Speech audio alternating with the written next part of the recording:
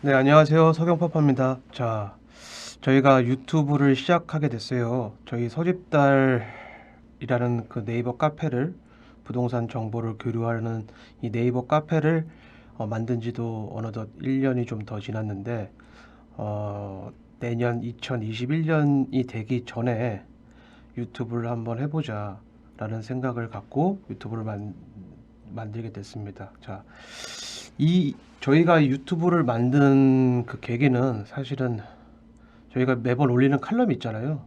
칼럼을 한번 읽고 이해가 되시는 분들도 있지만, 제 생각에는 댓글 같은 걸 좀 염두에 두고 또 쪽지도 한번 받아보면은 대부분 잘 이해를 못 하시는 부분들이 많으신 것 같아요. 그래서 동영상으로 저희 칼럼을 전부 다 이렇게 소개시켜 드릴 수는 없고요. 조회수가 많이 나오거나 아니면은 유독 어렵다고 느껴지는 그런 칼럼을 선별을 해가지고 유튜브 형식으로 해서 해설하는 형식으로 소개를 할까 합니다. 자, 일단 여기 보시는 화면은 저희 이제 네이버 카페 서집달이고, 저희가 유튜브를 이렇게 만들었어요. 이 디자인은 저희 서집달 스텝이신 파행님께서 수고해 주셨고 깔끔하게 잘 나온 것 같아요. 그래서 저희가 자주 올릴 수 있을지 사실 장담을 드릴 수가 없어요. 참고로 이 서집달 TV는 우리 카페 서집달에서 활동하시는 회원님들이 칼럼을 좀 더 이해하기 쉽게 그렇게 이해하실 수 있도록 서브 채널이라고 생각하시면 돼요. 그래서 최대한, 물론 동영상을 찍긴 하지만 최대한 저희가 라디오 모드로 들을 수 있도록 설명을 풀어서 최대한 풀어서 하도록 하겠습니다. 자, 오늘 첫 방송에서 좀 상당히 어색하고 그런데요. 오늘 저희가 소개할 칼럼은, 원래는 이걸 PPT로 제작을 할까라고도 좀 생각을 해봤는데 그럼 또 손이 너무 많이 갈 것 같고, 그리고 직관적으로 저희가 그때그때 선정하는 주제로 하면은 좋을 것 같아서 당일날 이슈가 나올 만한 것도 그런 것도 참조해서 바로바로 소개할 수가 있잖아요. 네, 그래서 이렇게 그냥 카페에 있는 칼럼을 그대로 하는 걸로 하겠습니다. 네, 그래서 오늘 저희가 소개할 것은, 잠시만요. 여기 이제 저희 카페 서집달이고, 제 닉네임 있죠? 저 닉네임을 클릭하시면 제가 그동안 서집달에다 쓴 칼럼이며 뭐 다른 소개글 같은 걸 한 번에 볼 수가 있어요. 이런 식으로 보면 여기 옆에 조회수도 확인되시죠? 그래서 오늘 소개할 칼럼은 요거예요. 서울의 땅은 버릴 게 없다. 돈이 되는 정비 사업이란. 그래서 요거를 저희가 선택한 이유는, 사실 지금 현재 서울시가 어떤 식으로 부동산 개발을 하는지 그런 맥락을 잡고 투자하면 상당히 유리해요. 남들보다 좀 더 빠르게 수익이 날 수가 있고 쉽게 투자에 접근할 수 있는 그런 어드밴티지가 있어서, 그 맥락으로 요 지금 서울의 땅은 버릴 게 없다라는 게 어, 그 서울시 도시재생에 관한 칼럼이거든요. 그래서 그거를, 사실 도시재생이 새로운 개념은 아니에요. 그 옛날부터 하던 그런 정책인데 이제 최근에서야 각광을 받아서 받아들이는 사람들의 입장에서는 굉장히 좀 혼란스러울 수도 있죠. 기존의 재개발, 재건축, 청약, 입주권, 분양권, 뭐 아파트 갈아타기 이런 거에 익숙하셨던 분들은 상당히 혼란스럽고 당황스러울 수도 있습니다. 자, 요거 같은 경우도 지금 현재 조회수가 1000이 넘었어요. 댓글도 많이 달렸고. 그런데 제가 생각했을 때는 쉽지 않은 칼럼이라고 생각해서 첫 방송으로 요걸 선택을 했습니다. 자, 그러면은 이제 가볍게 볼게요. 라디오 모드로 들으셔도 상관없습니다. 자, 요게 제가 지난 9월 8일 날 썼네요. 9월 8일 날 썼고 약 뭐 2달 정도 된 칼럼입니다. 자, 이게 이 칼럼을 쓴 계기가, 저희 그 회원이신 레벨 3 회원이신 그 태인님이실 거예요. 태인님께서 올렸던 질문을 그냥 댓글만 달았어도 됐는데 그렇게 달면은 또 이해를 못 하실 것 같아서 일부러 칼럼을 썼습니다. 이미 오프라인 강의에서는 오늘 소개할 지역에 대해서 제가 물론 저희 동부권 지역은 아니지만 몇 번 언급을 한 적이 있어요. 가서 한번 임장을 해봐라. 주의 깊게 모니터링을 해야 된다. 뭐 그런 식으로 말씀을 드렸는데 이미 저희 컨설팅 회원분은 이 지역에 대해서 컨설팅을 받고 매수를 시도하셨고요. 예. 그거를 이제 계속 설명을 드리겠습니다. 자, 질문은 벽화 그리기 같은 도시 재생이 돈이 되나요? 중요한 거는 도시 재생이 뭐냐, 그리고 얘가 돈이 되냐. 지금 우리가 알고 있는 도시 재생은 벽화 그리기 사업 맞아요. 그게 1기 도시 재생인데 마을 가꾸기 사업, 뭐 CCTV가 없는 곳에 CCTV를 설치를 하고 가로등을 바꾸고 바닥을 정비하고 뭐 난간이 없는 곳에 난간을 만들고 뭐 그런 것들이 도시재생 사업이 맞습니다. 그럼 도시재생 사업을 왜 하느냐가 되게 중요해요. 어느 지역에 하느냐. 재개발이 안 되는 지역에 해요. 안 되는 지역, 재개발이 못 되는 지역. 자, 이게 무슨 차이가 있냐면 재개발은 일단 기본적으로 수익이 나야 되죠. 수익성이 좋아야 돼요. 전제 조건은. 두 번째로 그 마을 사람들의 의지가 있어야 돼요. 두 개의 합이 맞아야 재개발이 진행될 수 있습니다. 자, 수익성이 낮아서 재개발이 안 되는 곳들이 어디죠? 1, 2종 혼합지역들이 보통 그래요. 산동네. 애초에 평당가 시세도 낮은데 향후 아파트가 들어서더라도 시세가 높게 올라지지 않을 그런 지역들. 예를 들어서 강북구 산동네 정도, 도봉구 저 끝자락, 그런 데는 1, 2종 혼합지역이고, 그리고 북한산 국립공원이랑 접경지역이어서 고도제한도 걸려있죠. 그런 데는 주민들이 원해도 웬만하면 안 돼요. 추가 분담금이 너무 많이 나오고 그들이 원하는 명품 아파트를 만들 수가 없거든요. 자, 반대로 사업성이 좋아도 그 현지 주민들이 추가 분담금을 감당할 능력이 안 되면 그러면 안 될 가능성이 높습니다. 무슨 소리냐? 사업성이 좋은데 그 좀 내고 하면 되지 않느냐? 어차피 건설사에서 대출도 해주고 그 어차피 나중에 아파트 새 아파트 되면은 굉장히 시세가 오를 건데 라고 생각할 수 있지만 연세가 많으신 분들이나 부동산에 아예 관심이 없는 분들은 그런 데까지 염두를 못 하세요. 그래서 결국은 비대위가 결성이 되고, 물론 이제 비대위가 결성됨으로써 돈을 벌 수 있는 무리들이 있겠죠. 그 사람들이 이제 바람을 집어넣겠죠. 그러면서 잘 될 수 있는 사업임에도 불구하고 안 되는 경우가 있어요. 보통 이런 곳에 도시 재생을 합니다. 어차피 아파트 사업이 안 되니까 도시 재생을 통해서 그 이제 낡은 주거지를 개선하는 사업, 뭐 리모델링이 될 수도 있고 신축 빌라 사업이 될 수도 있고 가로주택이나 소규모 재건축 혹은 두세 군데 집이 모여가지고 자유주택 정비 사업을 할 수도 있는 거죠. 어쨌든 재개발이나 재건축이 무너진 곳에 도시 재생을 한다. 그게 원칙입니다. 그렇게 도시 재생 지역으로 설정이 되면은 일정한 보조금도 나와요. 건축에 대한 혜택도 있고, 그건 이제 지자체마다 다른 걸로 알고 있는데, 어쨌든 그렇습니다. 벽화거리 같은 도시재생이 돈이 되느냐? 안 되죠. 이런 거. 근데 현재 도시재생은 진화했어요.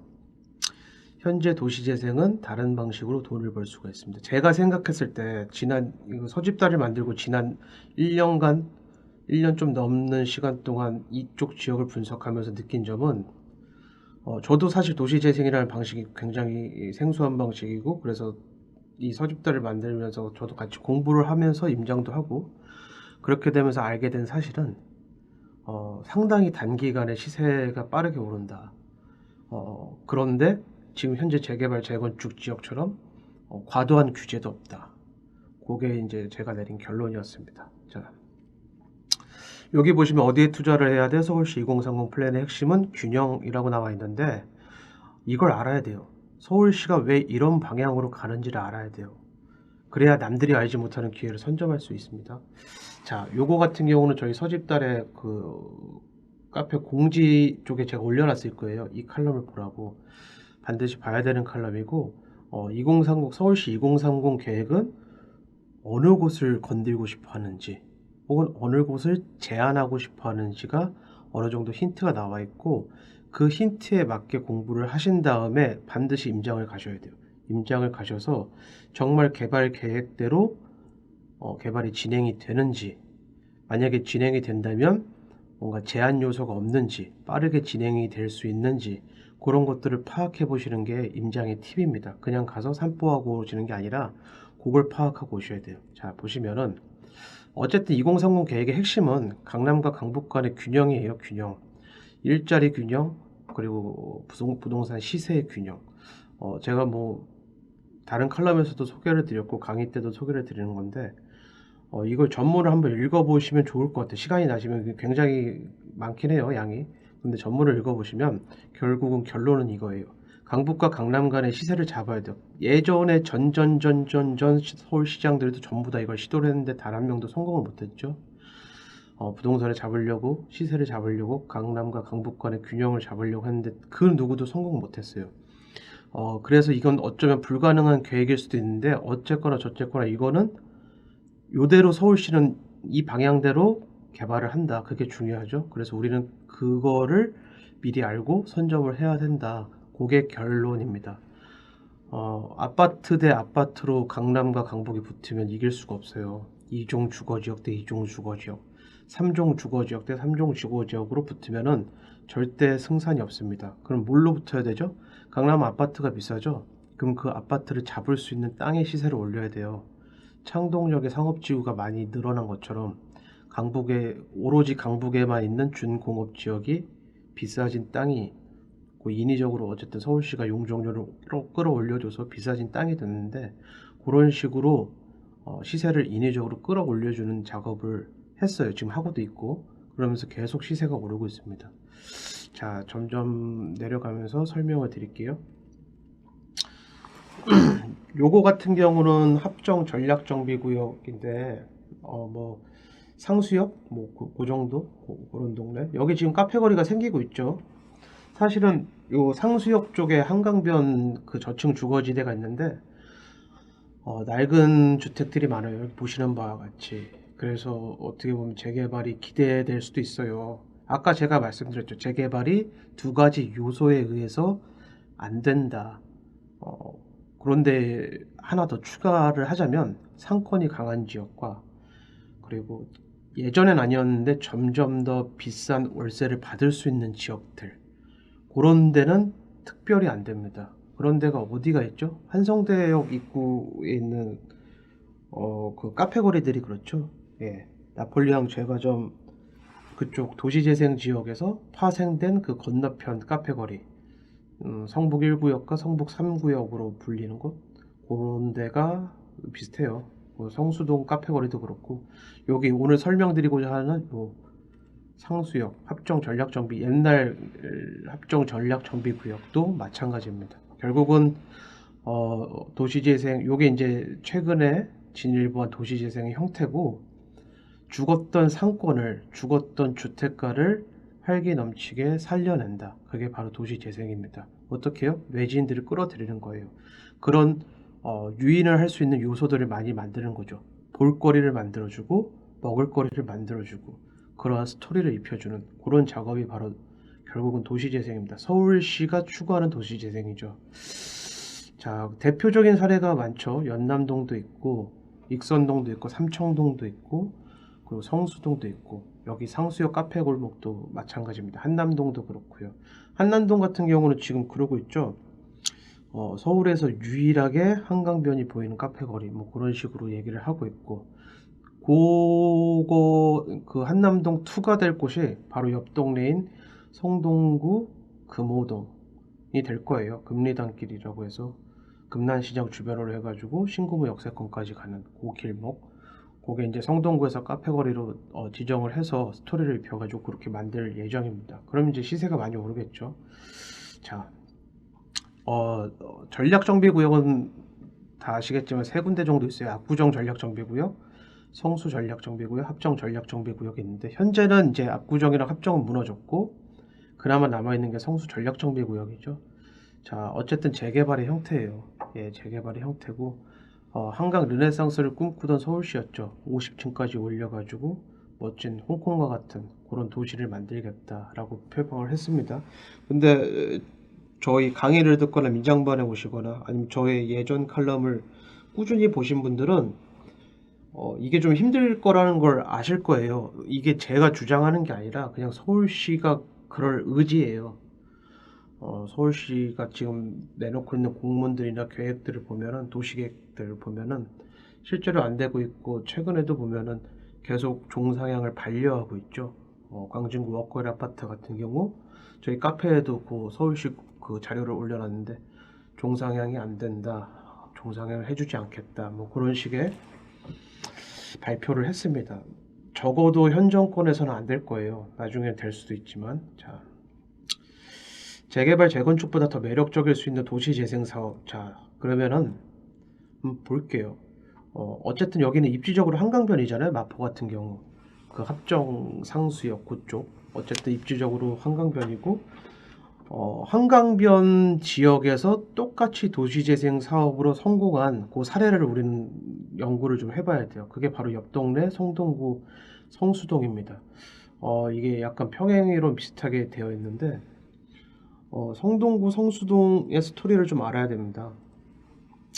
요게 지금 요 사진이 성동구 성수동이고 그 카페거리고, 얼마 전에 저희가 10월 마지막 임장반을 성동구로 했고, 그때 성수동 가서 카페거리 시세를 좀 알아봤어요. 알아봤는데, 지금 현재 잘 되고 있는 카페들의 시세가 어느 정도인지 현지 부동산 가서 좀 알아봤는데, 뭐 한 1.8억 얘기하더라고요. 평당 1.8억 정도. 이거는 주택이 시세가 아니죠. 예. 주택을 리모델링해서 카페로 만들어서 그 카페가 잘 되니까 상가, 그것도 잘 나가는 상가의 시세를 받을 수가 있는 거죠. 보통 카페 한 50평 정도 한다면 평당 1.8억이면 얼마죠? 10평이면 18억이죠. 예, 대충 계산해봐도 100억 정도 돼요. 예, 그렇습니다. 그럼 이 땅이 얼마였을까요? 이렇게 1.8억까지 오른 때까지 3년이 채 안 걸렸어요. 그 옛날엔 2,500평당 뭐 그 정도 선, 1,900에서 한 1,800, 1,900만 원 평당 그 정도에서 3천만 원, 한 2천 후반 정도 사이 그 정도밖에 안 됐어요. 그 옛날도 아니죠. 한 3년 전에는. 예. 그게 이제 계속 오르는 거죠. 왜 오를까요? 유동인구가 많아지니까. 그 많은 유동인구를 실제로 여기서 돈을 쓰니까. 실제로 여기서 커피 마시면 스타벅스보다 비싸요. 그럼에도 불구하고 그냥 아무 고민 없이 돈을 지불을 하는 사람들이 많이 와요. 예.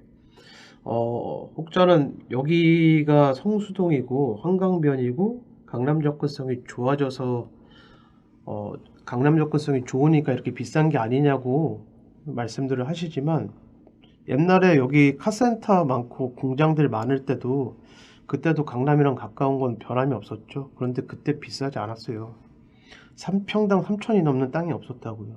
자, 최근에서 이렇게 된 겁니다. 일부러 이 중공업 지역 쓸모없는 땅을 용적률 400%까지 인상시키는 서울시 정책 때문에, 국토교통부의 정책 때문에 이렇게 비싼 땅이 된 거예요. 예. 이게 또 도시재생의 일환입니다. 예. 도시재생이 어렵게 느껴지시지만 그냥 이런 거예요.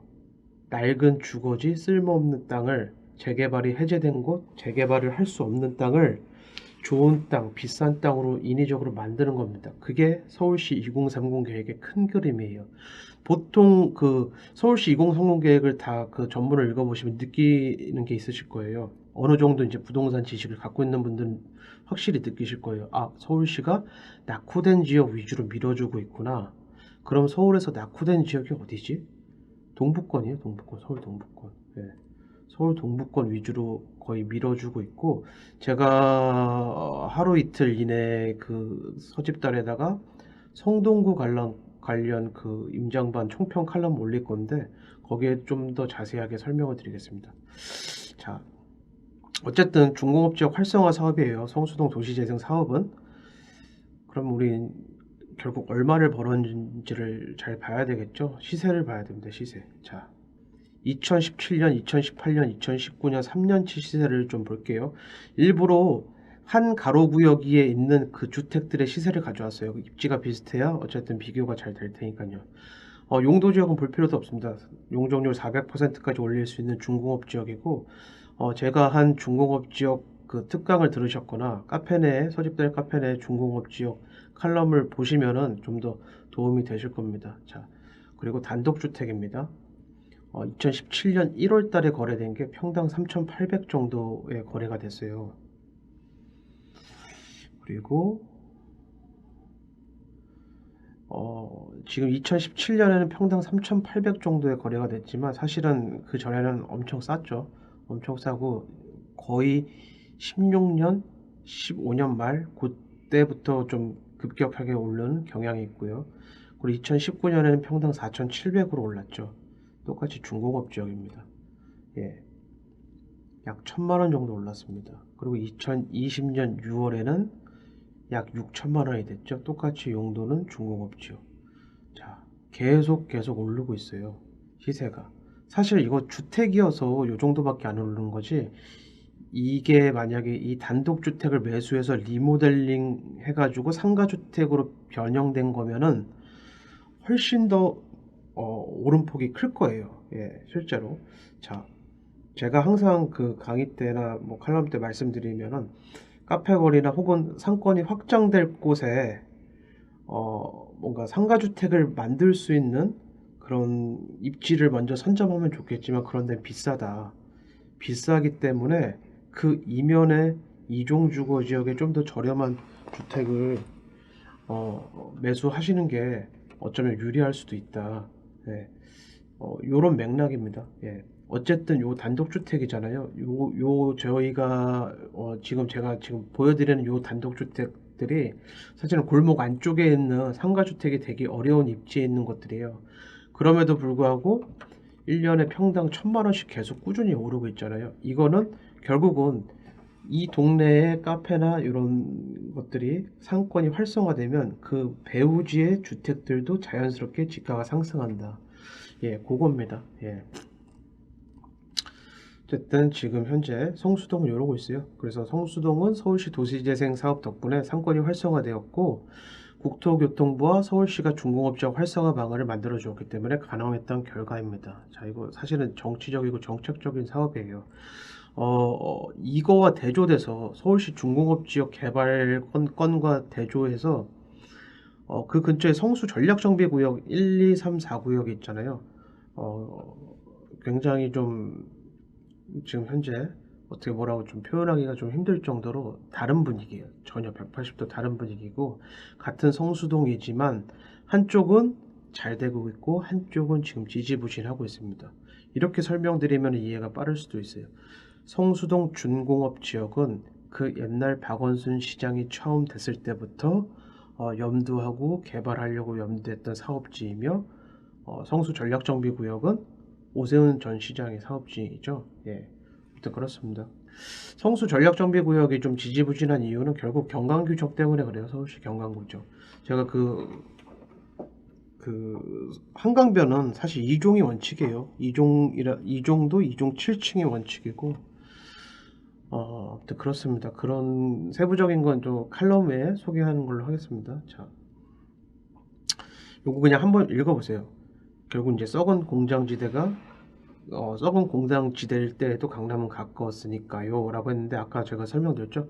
그 옛날에도 강남 접근성은 가깝고 지금도 강남 접근성은 가까워요. 어떤 사람들은 성수동이 강남이랑 가까워서 지금 급격하게 오르고 있다 뭐 그렇게 얘기하는 말도 안 되는 얘기입니다. 이거는 그냥 정책적으로 시세를 인위적으로 끌어올리는 거예요. 그럼 우리는 어떻게 해야 되죠? 여기 편승해야죠. 여기 땅 한 평이라도 사야죠. 예. 자, 지금 그 정부가 주력을 하고 있는 게 뭐죠? 역세권 청년주택이나 신혼희망타운, 뭐 임대주택, 뭐 가로주택 정비사업, 중공업지역 활성화, 뭐 상권의 확장, 도시재생, 뭐 공공재개발, 공공재건축, 주택 리모델링, 자유주택 정비사업. 자, 이런 것들입니다. 제가 예전 칼럼에 보면은 이런 얘기를 드렸어요. 결국 이 정권도 건축 사업을 할 거다. 건설 경기를 일으킬 거다. 다만 이전 정권처럼 뉴타운식의 개발은 하지 않을 것이다. 이들이 원하는 방식으로 할 것이다. 지금 K 뉴딜 75조를 투입한다고 나와 있죠.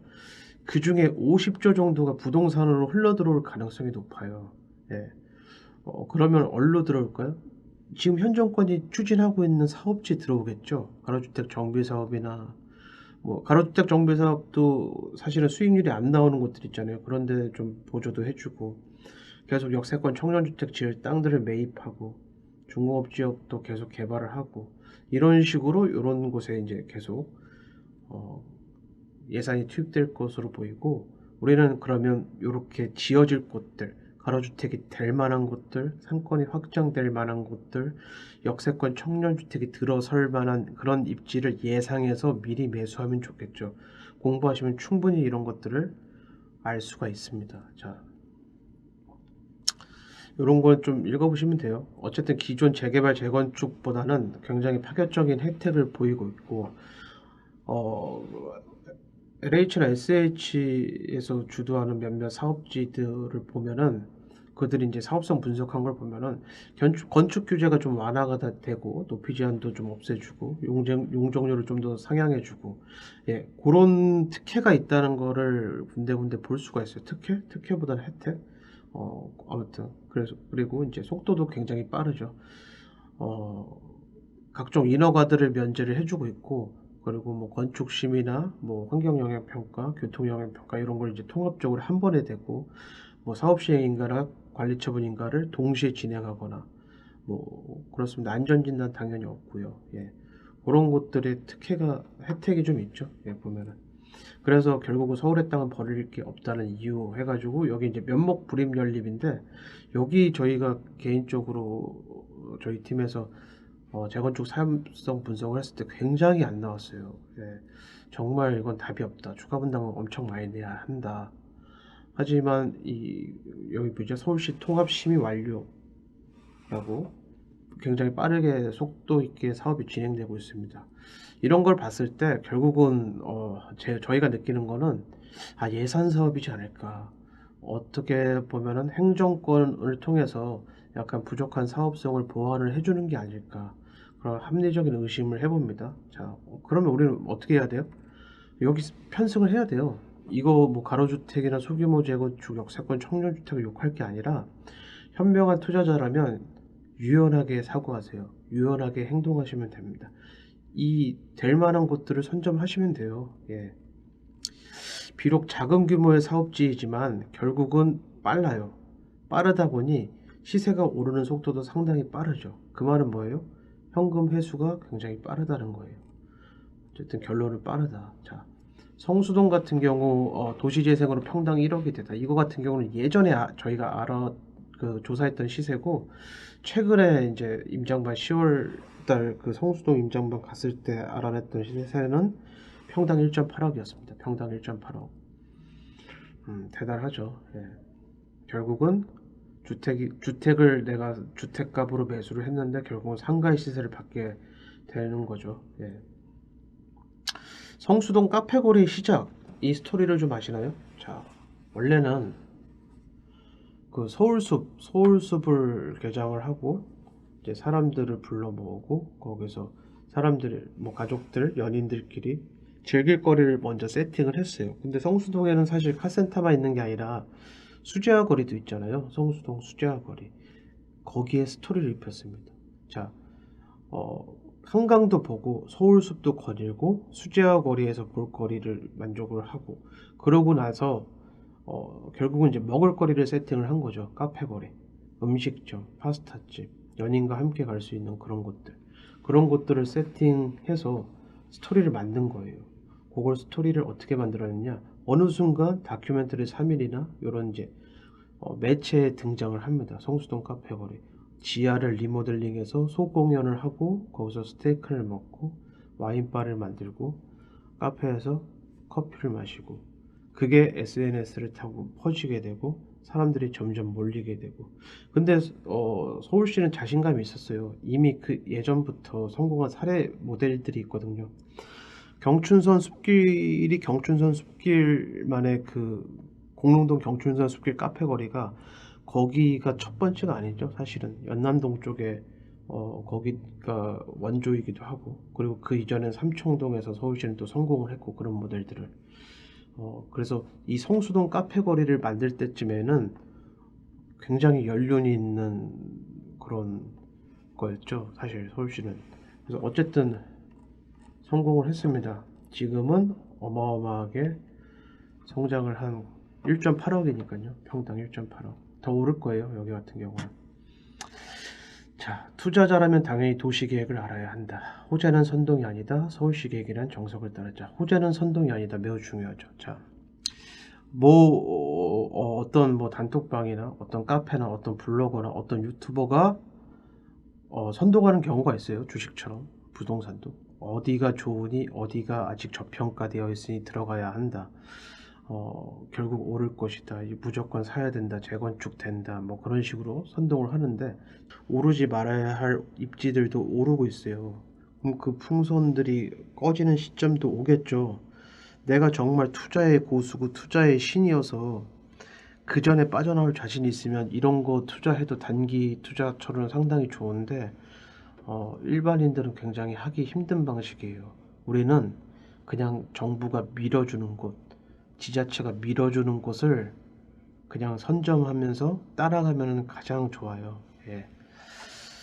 자, 지난 6월 이제 성동구 강의 자료를 보면은 여기 이제 지도를 보시면 이 보라색이 성수동 준공업 지역입니다.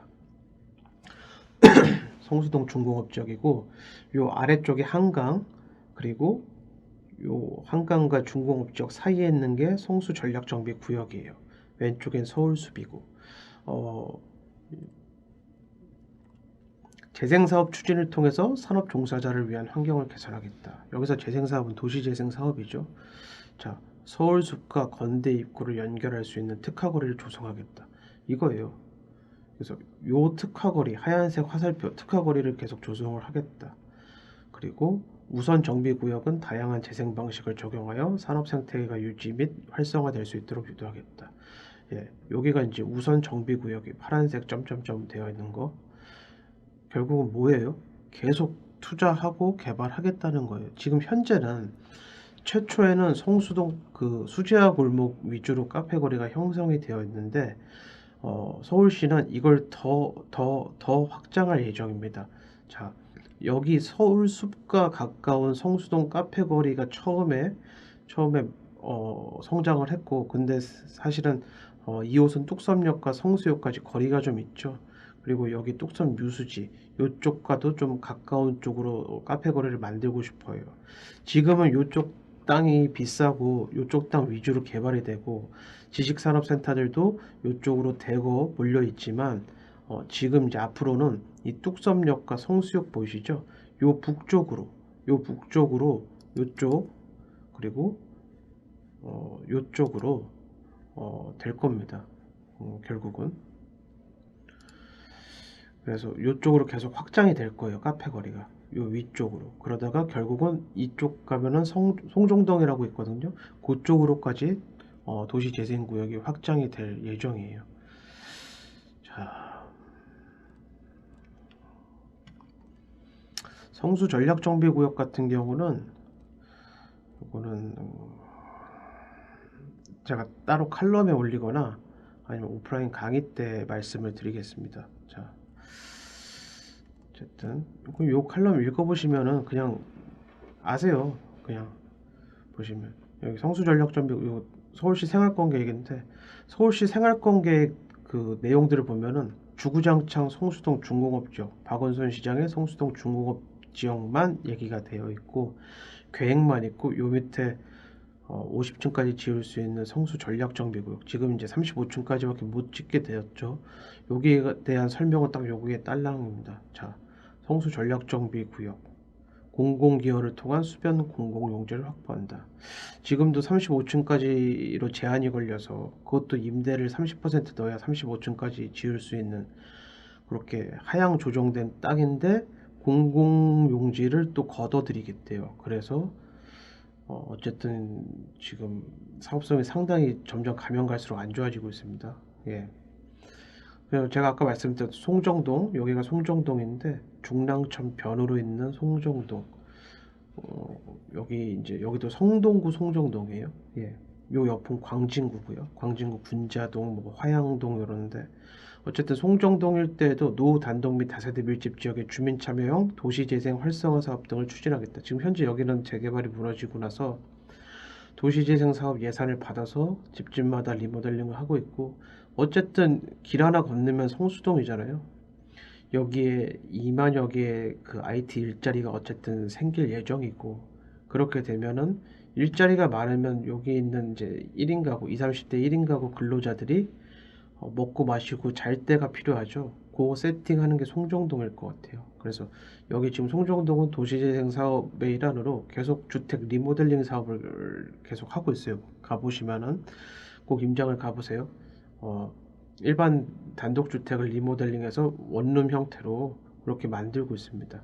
여기뿐만 아니라 요 중공업 지역과 맞닿아 있는 이 동일로 맞은편인 군자동 뭐 어린이 대공원 역세권, 뭐 건대 역세권, 뭐 이런데 군자 역세권 요쪽 지역 있죠.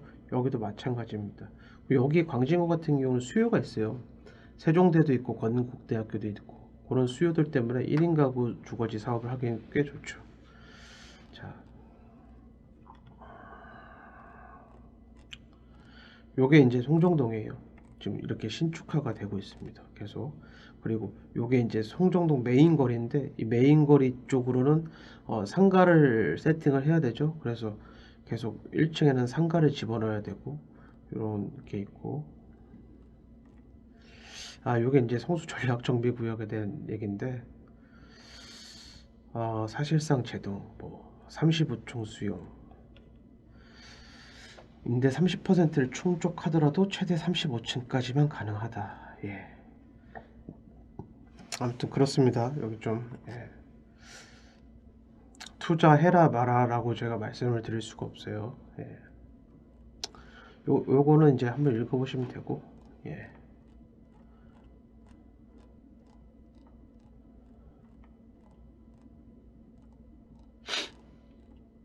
어쨌든 오늘의 핵심적으로 저희가 전달을 드리고자 하는 것은 합정 전략정비구역이에요. 성수 전략정비구역을 봤을 때, 그리고 성수동 사례를 봤을 때, 결국은 같은 한강변 입지이고, 그리고 같이 도시재생을 추진하는 그런 사업구역이잖아요. 이 옛날 합정 전략정비구역이 지금 무너졌지만 성수동이랑 매치되는 게 많아요. 입지적으로도 그렇고 보면은 여기 합정 전략정비구역이 무너졌습니다. 그리고 당연리 발전소가 있죠. 앞에 강변북로 그리고 한강이 흐르고 강을 넘으면 여의도예요. 예, 지금 그런 입지고요. 여기 마포구입니다. 마포구. 옛날에 오세훈 시장 때 합정 전략정비구역으로 지정했던 곳이고 현재는 그 사업이 무너지면서 도시재생을 추진을 하고 있어요. 자, 성수동 바로 옆 동네 한강변 도시재생지역 거기 이제 중공업 지역이라는 용적률 400%를 올릴 수 있는 땅이라는 걸 감안하더라도 거기 평당 1.8억이잖아요. 그럼 요 마포구 합정동과 상수역 요쪽도 그 정도의 시세가 가능하지 않을까? 물론 가능합니다. 지금 고르고 있어요. 한 8천 정도, 평당 8천 정도 받고 있는 주택들도 있습니다. 상가 주택들도 점점 더 오를 거예요. 자, 요거 같은 경우는 요거 그냥 읽어만 보세요. 우리 오프라인 강의 때 참석하신 분들은 어느 정도 아실 텐데 결론은 이거예요. 어쨌든 재개발이 무너진 곳이니까 자유주택 정비사업 그 예산 받아서 할 수 있느냐라고 전화로 물어봤는데 마포구청에서는 불가능하다. 이유가 되게 웃겨요. 전 시장의 사업구역이라서 불가능하다. 자, 뭐 어쨌든 이랬습니다. 저희는 뭐 이렇게 답변을 받았어요. 예. 사실 요거를 알아본 이유가 저희 컨설팅 회원을 요따가 집어넣으려고 요 지역에 집어넣어서 자유주택 정비 사업을 좀 하게 하려고 이렇게 알아봤는데 결국은 안 된다. 그래서 결국 그분도 못 들어갔다. 그게 결론입니다. 자, 여기 지금 상수역 카페거리 같은 경우 잠시만 보시면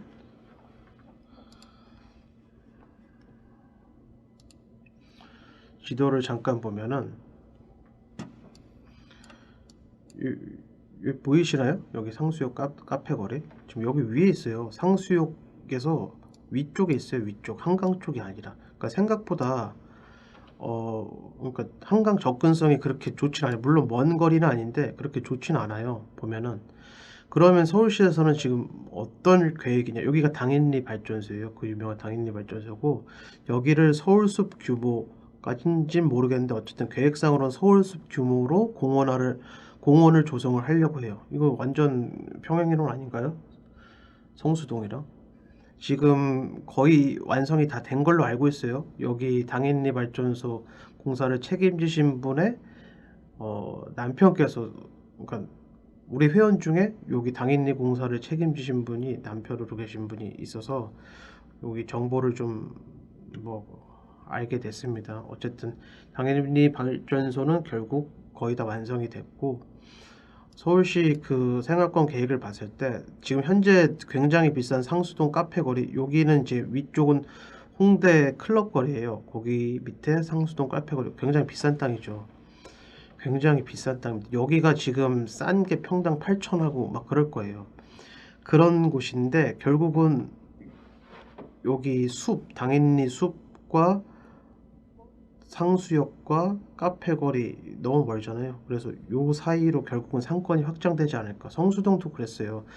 최초에는 서울숲과 성수동 수제어 거리로 카페를 세팅했지만 결국은 서울숲과 가까운 곳으로도 카페 거리가 계속 형성이 됐거든요. 그래서 제가 예전에 얼마 전에 쓴 칼럼에도 여기를 한번 가봐라. 요 구역을 가서 임장을 해봐라. 분명히 카페 거리가 계속 퍼지고 있다. 노후도도 보여드렸어요. 칼럼에는 노후도가 이미 무너져서 재개발이 다시 진행되기 힘들다. 여기보다는 이쪽이 지금 좀 더 활발합니다. 결국은 상수 역세권이 좀 더 비싸고 이쪽 합정 역세권으로 가면 갈수록 좀 저렴해질 수도 있어요. 사실 어쨌거나 요 구역 내에서 매물을 찾으면 참 좋을 것 같아요.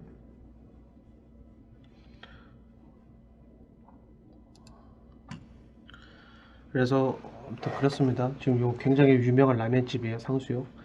자, 요런 것들이 계속 생기고 있죠. 자, 상수역이 한강변이고 건너편에 이 한강을 건너면은 여의도가 있고 아주 좋은 일자리가 있다는 거. 성수동은 건너면 강남이죠, 바로. 근데 여기 마포는 건너면 바로 여의도. 둘 다 훌륭한 일자리가 있는 곳. 그럼 어떨까요? 강남에서 근무하는 고액 연봉의 20, 30대 젊은 1인 가구라면 분명히 성동구 성수동에 있는 오피스텔에서 살고 싶을 거예요. 마찬가지입니다. 여의도에서 근무하시는 분은 아마 결혼을 안 하셨다면 이 상수동이나 합정역 근처에 1인 가구에서 살고 싶은 생각이 들 겁니다. 자, 그게 핵심이고 서울시 계획을 보더라도 그래요. 자, 성수 전략정비구역 오세훈 전 서울시장 계획 전면 수정해가지고 도시계획이 전면 축소된 합정 전략정비구역 서울 가금주택 사업이 가능한 주택 성능 개선구역으로 지정되었다. 자유주택 정비사업 시행 시 추진 절차를 간소화한다. 이게 뭔 말이냐면은 어쨌든 합정 전략정비구역이 재개발구역이라고 했잖아요. 재개발구역이 무너지면 그 다음 개발 순서가 뭐예요? 도시재생 하는 거예요. 도시재생. 가로주택을 하든 소규모 재건축을 하든 자유주택 정비사업을 하든 서울 가꿈주택 사업으로 리모델링을 하던 그런 방식으로 진행을 해라. 근데 아까 제가 뭐라 그랬어요? 마포구청에 전화해보니까 합정 전략정비구역은 안 된다라고 했어요. 이유는 오세훈 전 서울시장의 사업구역이어서. 아니 똑같이 재개발이 무너졌는데 여기는 안 된다고 하더라고요. 이유는 오세훈 전 서울시장의 사업구역이어서. 그런 답변을 들었는데 근데 지금 아주 최근에 되는 쪽으로 지금 바뀌고 있는 거예요. 지금. 그래서 결국은 여기 이제 이 땅은 도시재생이 활성화가 될 수밖에 없는 그런 땅이 됐다. 그걸 생각하시면 됩니다. 한강 당인리 발전소의 서울숲 규모의 숲 그리고 상수역 아래쪽으로의 카페거리. 자, 그게 머릿속에 있으시면은 여기서는 어떤 식으로 하면 되겠구나. 결국은 상수역 북쪽의 카페거리까지 머니까 그 당인리 숲에서 결국 상수역 아래쪽으로 카페거리가 퍼지겠구나. 그럼 거기에 있는 주택들을 비싸더라도 선점을 해야 되겠구나. 그런 생각을 하시면 됩니다. 자, 그래서 성수동 카페거리와의 평행 이론 해가지고 그렇게 해서 소개한 내용이고, 꼭 9월 7일 날 제가 올렸죠. 합정 전략적 미구역 도시재생 사업지로 선정되었네요 해가지고 규모가 지금 여기 이제 새로 된 데는 요거예요. 이렇게 커졌는데 원래는 요만큼밖에 안 됐어요. 예. 합정 전략적 미구역이 이만큼 큰데 마포구청에 전화해 보니까 요 정도만 가능하고 나머지는 안 된다. 근데 지금은 예, 이만큼 늘어났죠. 예, 그래서 이 정도면은 됩니다. 자, 그렇고 그래서 현 정권의 개발 계획은 지난 정권의 뉴타운 지정과 비슷하거나 더 강한 효과가 있다를. 자, 현 정권의 개발 계획이 뭐예요? 지구 단위 계획 구역이나 이런 도시재생 사업 같은 그런 것들을 보면은 우리는 또 시세로 결과로 말을 해야죠. 지난 정권의 뉴타운 지정과 비슷한 효과가 있어요. 어쩌면 더 강한 효과가 있을 수도 있어요. 왜냐하면 재개발은 뭐 기본 10년씩 기다려야 되잖아요. 10년 기다려서 한 5억 버는 효과 그 정도밖에 없잖아요. 근데 이 도시재생은 빨라요. 여기 보시면 2019년 7월 달이죠. 마포구 당인동 당인리발전소 근처에 있는 이종주거, 제 한강변은 기본 원칙이 이종이라고 그랬죠. 예, 특별한 경우 아니면 이종입니다. 이종 주거지역의 단독주택이잖아요. 근데 2019년 7월에 평당 2,650만 원 정도 했어요. 근데 2020년 1월, 그럼 여긴 7월이고 여긴 지금 1월이잖아요. 예, 거의 뭐 한 6개월 사이에 3,200만 원이 됐어요. 평당. 똑같이 이종 단독주택. 뭐 이제 정확하게 매치해서 비교를 할 수 없지만 뭐 여러 그 손품을 팔 수 있는 사이트가 있고, 그리고 실제로 이제 현재 부동산 가서 가격을 여쭤보세요. 여쭤보시면 어제 다르고 오늘 다르고 내일 다를 거예요. 이런 지역들은 예, 계속 오를 겁니다. 계속. 지금 현재 성동구 성수동이 1.8억이에요. 평당. 잘 나가는 카페들 같은 경우. 근데 안 팔아요. 당연히 안 팔죠.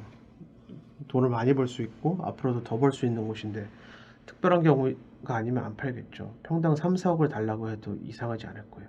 근데 똑같은 한강변이죠. 이 마포구. 거의 비슷하게 따라갈 거예요. 그 시세, 성수동의 시세 한 90% 가까이는 따라가지 않을까. 물론 이제 땅의 용도가 다르죠. 그 성동구 성수동은 용적률 400%까지 올릴 수 있는 중공업 지역이라는 그런 특징이 있으니까요. 자, 어쨌든 그렇습니다. 지금도 비싸요. 여기 보면은 저희가 어쨌든 그 평당가 좀 전에 소개해 드렸잖아요. 사실 평당 3,200만 원이면은 비싸죠. 예. 비싸서 저기 상계주공이나 창동주공 그걸 하나 온전히 팔아야 요거 이제 투자가 가능한 그런 건데, 그렇게 하려면 또 확신이 안 들죠. 그걸 아파트를 팔고 이걸 사는 게 맞는가. 근데 저라면 그렇게 하겠지만 웬만한 일반인 분들은 하기 힘들 거예요. 근데 굉장히 빠르게 오르잖아요. 아까 성수동만 해도 1년에 평당 1,000만 원씩 오르고. 예. 어쨌든 그렇습니다. 자, 요거 같은 경우는 저희 컨설팅, 예전에 컨설팅 회원에게 했던 컨설팅 자료에 4월 달에 요 지역을 좀 그 컨설팅 회원분들 회원에 여기 집어넣으려고 결국 자유주택 정비 사업을 하려고 들어가려고 했는데 못 들어갔죠. 마포구청에서 그렇게 얘기를 해가지고.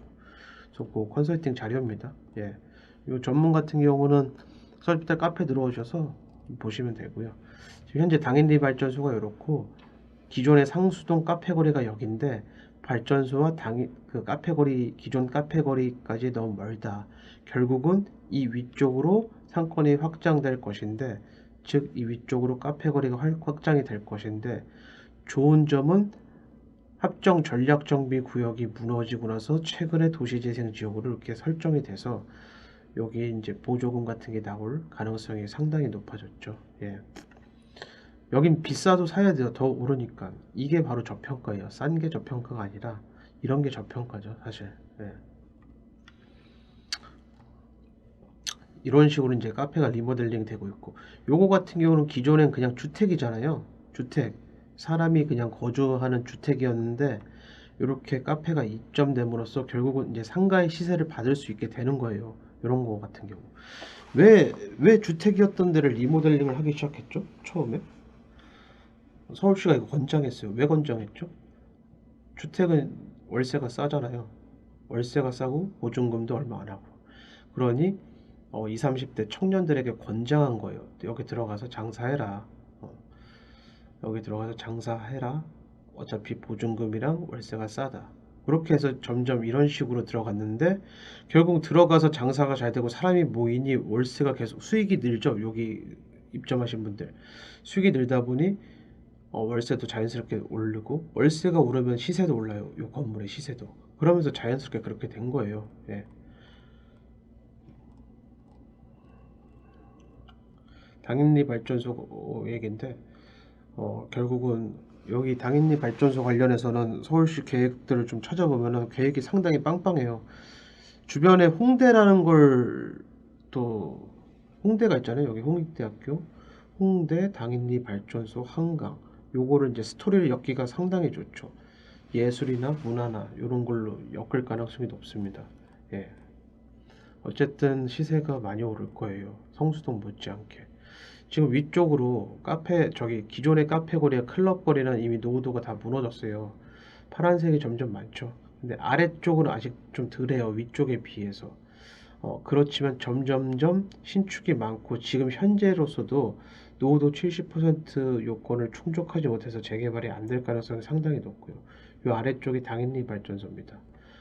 자, 상수동 계획을 보면은 이게 2030 계획인데요.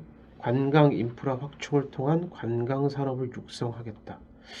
자, 마포구 한강변 관광 인프라 확충을 통한 관광 산업을 육성하겠다. 관광인가요? 물론 홍대가 그럴 수도 있는데 어쨌든 여기서 관광은 뭐 외국인 관광객을 말하는 게 아니라 저기 다른 외지인을 유입시키겠다. 그런 거에 볼거리를 많이 만들어주겠다. 뭐가 있죠? 당연리 발전소. 그와 그 연관된 문화 공간들 그런 것들을 계속 만들 거예요. 경의선 숲길, 한강 수변 축간, 보행 네트워크 구축 및 문화 기능을 확산하겠다. 결국은 경의선 숲길, 경춘선 숲길 칼럼에서도 말씀드렸는데 결국은 경춘선 숲길을 보러 오시는 분들을 위한 카페 거리를 그 사이드로 계속 만들어내고 있죠. 그러면서 상권이 확산되고 활성화되고 시세가 오르고 그 공식 똑같은 거예요. 그렇게 해서 결국은 이쪽 지역의 시세가 계속 오를 가능성이 높은 거죠. 당연리 발전소 공원이 결국은 아직 개장을 안 했잖아요. 어쨌든 그 코로나 때문에 계속 지연되고 있는데 결국은 이렇게 생각하시면 돼요. 서울숲이 하나 여기 생긴다. 아직 더 오를 요소가 남아있다. 그걸 생각하시면 됩니다. 자, 요것도 이제 서울시 계획인데 굉장히 빡빡하게 빼곡하게 써놨죠. 여기 개발 계획이 상당히 많은 거예요. 다른 25개 자치구 서울시 생활권 계획을 둘러보면 이 정도까지 계획이 빡빡하지 않아요. 근데 요 과거 합정 전략정비구역의 계획이 어마어마해요. 요거 다 될 거라고 보진 않지만 저 같은 경우는 생활권 계획을 볼 때 이게 진짜로 실현 가능한지 그거부터 봅니다. 실현 가능하다면 빠르게 되는지. 그래서 1순위부터 3순위까지 우선순위를 정해요. 예를 들어서 뭐 A 지역이 1순위, B 지역이 2순위, C 지역이 3순위 해서 투자도 A, B, C 순으로 하는 게 좋다. 그렇게 말씀을 드리죠. 그렇게 해서 공백 없이 투자를 할 수 있도록. 그렇게 하면 자연스럽게 단기 투자가 돼요. 세금 낼 거 내더라도 꽤 수익을 낼 수가 있죠. 리스크 없이. 가장 리스크 없는 방법이 뭐예요? 서울시가 하라는 대로 서울시가 건드는 곳을 가면 돼요. 그냥 무리 없이. 여기가 그런 곳이에요. 지금 비싸죠. 근데 여기 지금 어저께 제가 그 컨설팅 하신 분 계약하고 왔는데 그분이 이 동네 사세요. 이 동네 출신이에요. 합정동 뭐 요 상수동 요쪽. 근데 그분 말씀으로는 이 동네가 평당 3천이 넘네, 평당 4천이 넘네, 5천이 넘네, 뭐 건물이 30몇 억, 아니, 단독주택이 30몇 억에 거래가 되네 이해를 못 하시더라고요. 근데 사실은 이해를 못 하시지만 앞으로 더 오를 여지는 있다고 내심 생각하시는 것 같았어요. 대화를 나눠봤을 때. 자, 여기는 결국은 더 오를 수밖에 없는 지역이에요. 입지 자체가 좋고 이 건너편이 여의도라는 걸 우리는 계속 생각을 해야 돼요. 여의도가 어떤 곳이에요? 상업지구. 예. 좀 이따 뒤에서 설명드리겠습니다. 거기에 대해서는. 자, 그래서 이건 그냥 읽어보시면 되고.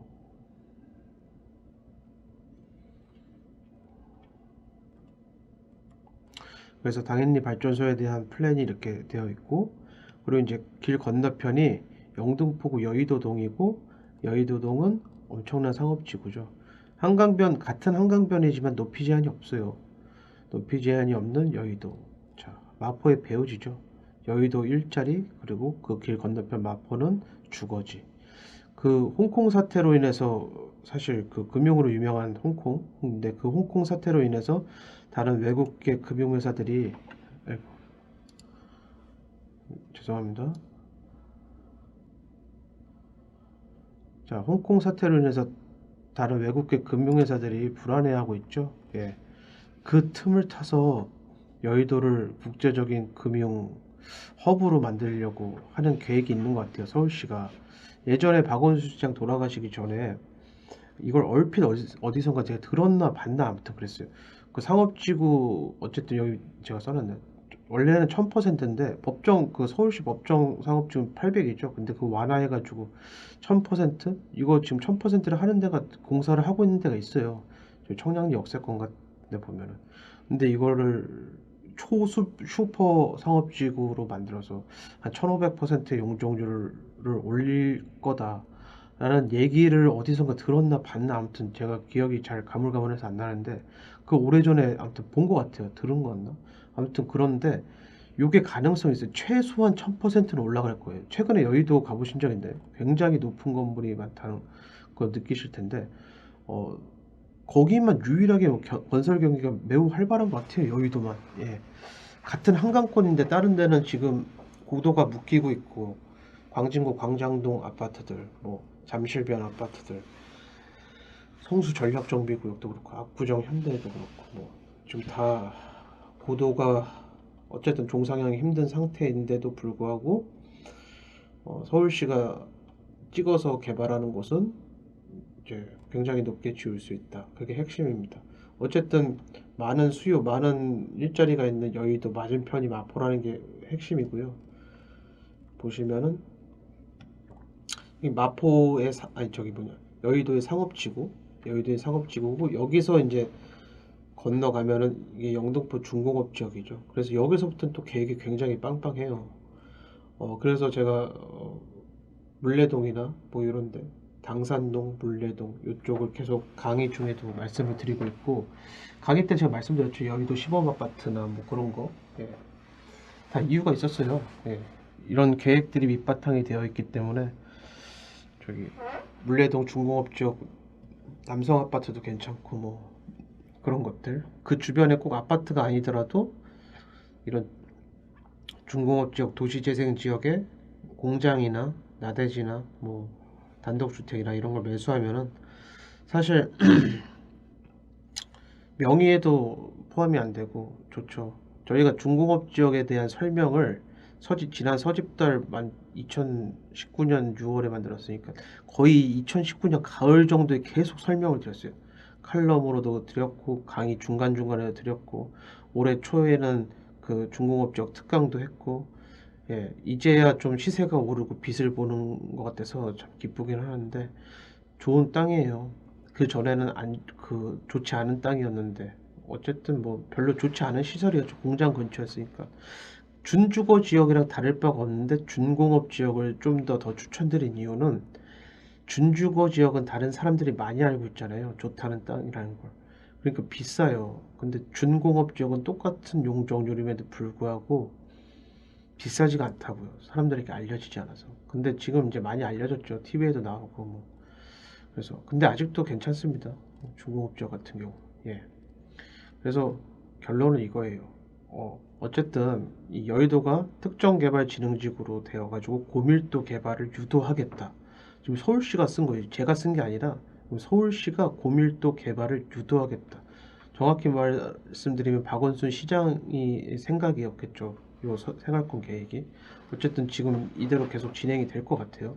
그래서 대부분 상업지구나 준주거지구로 이 되어 있고, 여의도 같은 경우 여의도를 벗어나면 또 이제 준주거나 상업지구나 중공업 지역이 포함된 그런 지역으로 지금 세팅이 되어 있어서, 어쨌든 이 여의도, 당산, 영등포, 물레, 뭐 구로 전부 다 높은 건물을 지을 수 있는 그런 땅이죠. 자, 이 보시면은